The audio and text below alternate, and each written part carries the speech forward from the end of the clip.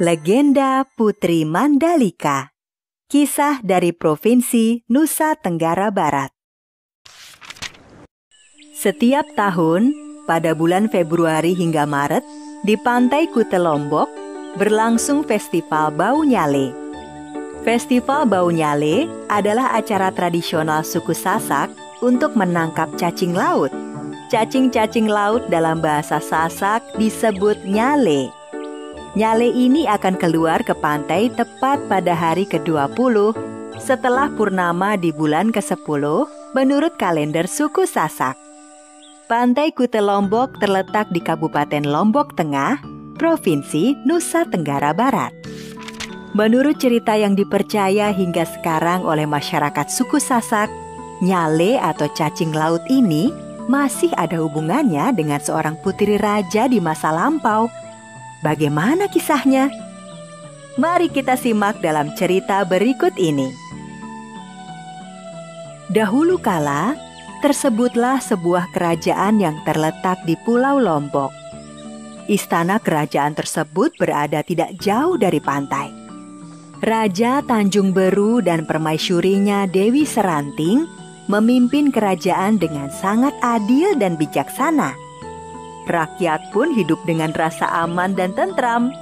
Dengan pemimpin yang mumpuni, rakyat sebuah negeri akan mengalami kemakmuran dan kesejahteraan. Kebahagiaan rakyat dan keluarga istana semakin bertambah setelah permaisuri melahirkan seorang bayi perempuan, Putri Mandalika, nama yang diberikan oleh Raja Tanjung Beru kepada putrinya. Hingga akhirnya Putri Mandalika tumbuh dewasa. Selain cantik, Putri Mandalika juga memiliki tabiat yang sangat luhur.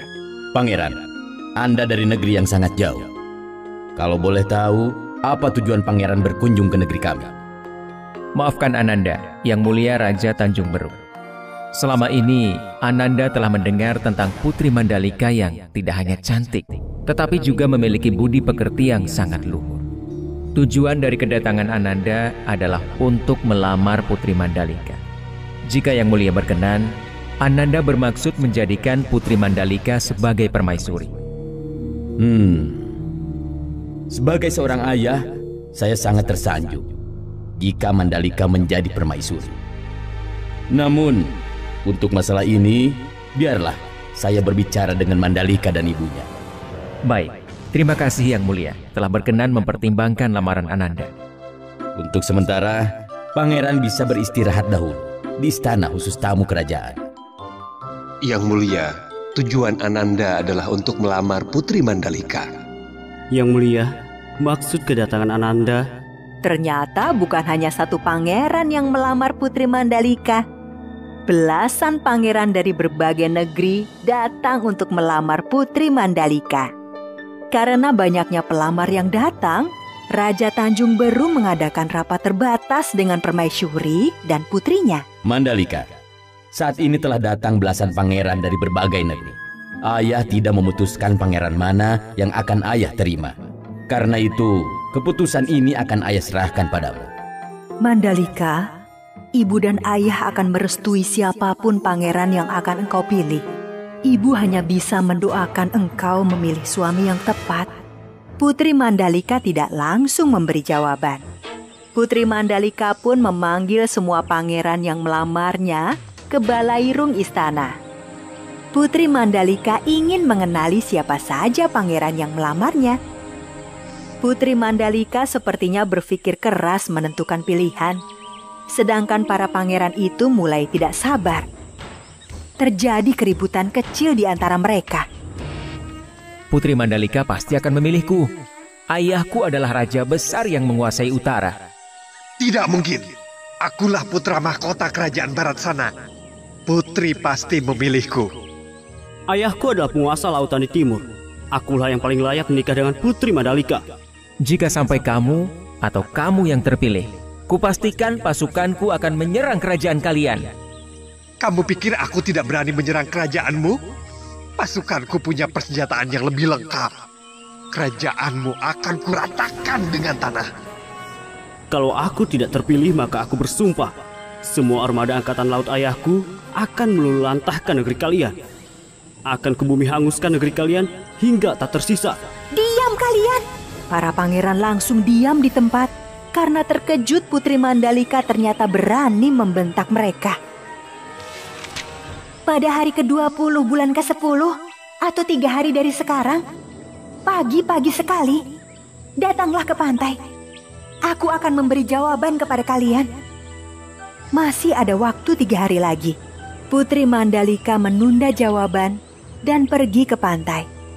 Putri Mandalika sepertinya tidak ingin gegabah mengambil keputusan. Dia sudah melihat ancaman perang besar jika memberi jawaban dengan terburu-buru.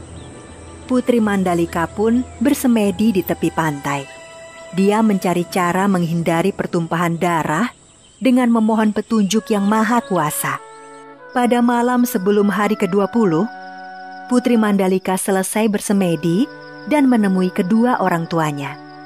Ibu, ayah, besok pagi-pagi, marilah kita datang ke pantai.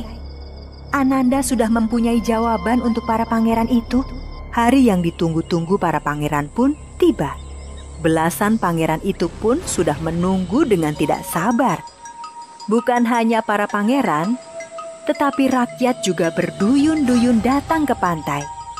Mereka ingin mengetahui siapa yang akan menjadi suami Putri Mandalika.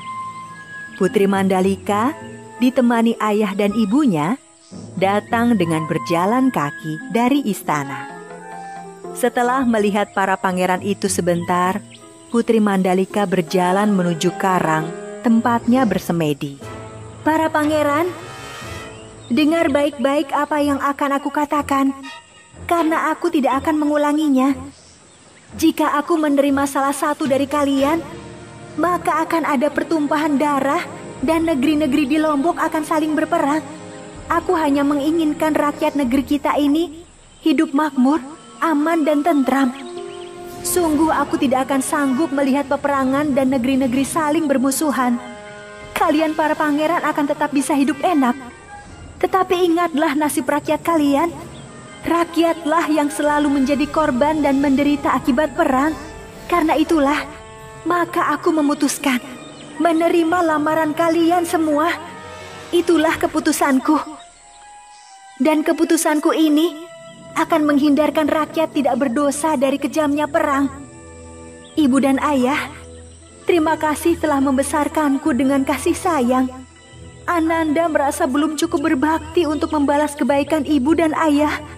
Tetapi takdir sudah menentukan demi kebaikan kita semua. Nanti akan muncul nyale berwarna-warni di pantai ini. Biarkan rakyat mengambilnya. Mereka bisa memasaknya atau menaburkannya ke sawah ladang mereka. Selamat tinggal, ibu, ayah.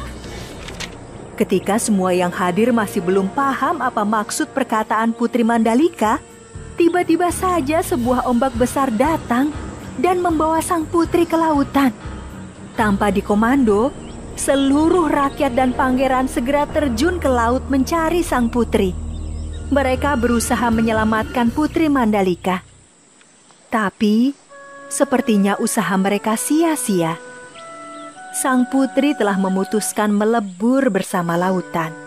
Ketika semua sudah sangat kelelahan mencari sang putri, tiba-tiba dari arah laut, datanglah nyale berwarna-warni yang jumlahnya ribuan. Akhirnya, semua yang hadir menjadi paham maksud sang putri. Seperti pesan Putri Mandalika, rakyat mengambil nyale-nyale tersebut. Sebagian mereka masak, dan sebagian lainnya ditaburkan di sawah atau kebun agar tanaman tumbuh subur.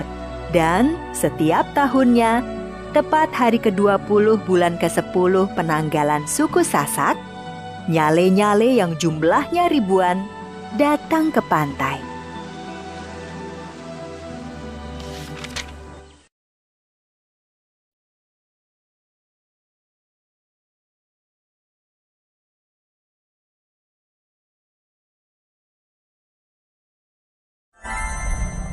Raja Ampat dari Telur Naga. Alkisah, tinggallah sepasang suami istri di kampung Wawiyai Raja Ampat, tepatnya di daerah Papua Barat. Seperti biasa, mereka pergi untuk mencari makanan setiap paginya. Ketika mereka sedang mencari makanan, mereka menemukan 6 butir telur yang besar, yang berbeda dengan telur pada umumnya. Istriku, coba lihat apa yang aku temukan. Ini apa ya? Sepertinya ini telur. Iya, sepertinya ini adalah telur-telur naga. Bisakah kita membawa telur-telur ini ke rumah kita, suamiku? Tentu bisa, istriku. Kita akan menyantap telur-telur ini setibanya di rumah nanti. Pada akhirnya, suami istri tersebut langsung memasukkan telur-telur itu ke dalam kantung, dibawa pulang ke rumah untuk dimasak. Setelah sampai rumah, sang istri langsung mempersiapkan racikan bumbu untuk memasak telur-telur tersebut dengan dibantu sang suami. Saat mereka sedang mempersiapkan bumbu, mereka mendengar sesuatu. Istriku, apa kau mendengar suara bisik-bisik dari arah meja depan? Ya, suamiku. Aku mendengarnya. Coba kau periksa dulu. Ketika sang suami mencari asal suara tersebut, ia terkejut melihat 5 butir telur itu telah menetas dan berwujud 4 orang anak laki-laki dan 1 anak perempuan. Sedangkan 1 telur lagi telah mengeras layaknya sebuah batu. Hah? Telurnya menetas jadi manusia? Istriku, coba lihat kemari. Ya, sebentar suamiku. Sang istri menghentikan pekerjaannya, lalu menghampiri suaminya. Ada apa, suamiku? Kenapa kau berteriak-teriak? Lihat itu, istriku. Astaga! Sang istri pun lalu menghampiri telur-telur itu dan mengambilnya satu persatu. Anak-anak itu keluar dari telur dan telah berbalut pakaian yang berwarna putih dan lembut seperti sutra. Hal tersebut menandakan bahwa mereka merupakan keturunan dari Raja Kayangan. Wahai bayi-bayi lucu, kalian adalah keturunan Raja Kayangan. Aku akan merawat kalian dengan baik. Pasangan suami istri itu akhirnya merawat 5 anak tersebut hingga mereka dewasa. Setelah dewasa, keempat anak laki-laki itu kemudian menjadi raja yang berkuasa di Pulau Waigeo, Pulau Misol, Pulau Salawati, dan Pulau Batanta. Sementara si anak perempuan, dikarenakan suatu sebab, ia diasingkan di Pulau Numfor dan memiliki keturunan di pulau tersebut. 1 telur yang mengeras menjadi batu saat ini dikenal dengan nama Kapatnai. Telur tersebut diperlakukan seperti layaknya raja oleh warga sekitar. Telur yang berubah menjadi batu itu bahkan diberi ruangan tempat bersemayam, lengkap dengan 2 batu yang berfungsi sebagai pengawal di kanan kiri pintu masuk. Setiap tahunnya batu tersebut dimandikan, kemudian air sisa mandinya batu tersebut juga disiramkan sebagai pembaptisan suku KW.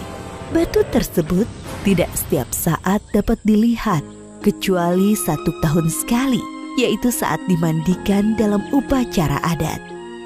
Oleh karena masyarakat menghormati keberadaan telur batu tersebut, masyarakat membuat rumah yang dibangun di tepi sungai Waigeo sebagai tempat tinggalnya. Dan sampai sekarang masih menjadi objek pemujaan bagi masyarakat setempat.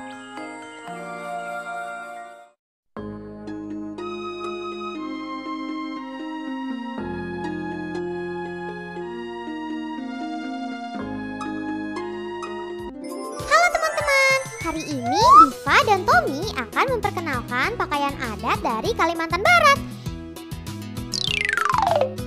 Dimulai dari Diva dulu ya. Diva memakai baju berbentuk rompi untuk atasannya. Lalu Diva memakai kain songket untuk bawahannya. Untuk rambutnya, Diva memakai sanggul. Diva memakai ikat kepala yang disebut daan. Untuk aksesorisnya, Diva memakai anting. Terakhir, Diva memakai gelang di bagian lengan. Sekarang giliran Tommy. Tommy memakai celana pendek yang disebut kabok. Tommy memakai baju berbentuk rompi. Selanjutnya, Tommy memakai gelang tangan. Tommy juga memakai ikat kepala yang dihiasi dengan bulu burung. Terakhir, Tommy memakai gelang di bagian kaki. Selesai deh. Tommy dan Diva memakai pakaian adat dari Kalimantan Barat. Sampai jumpa.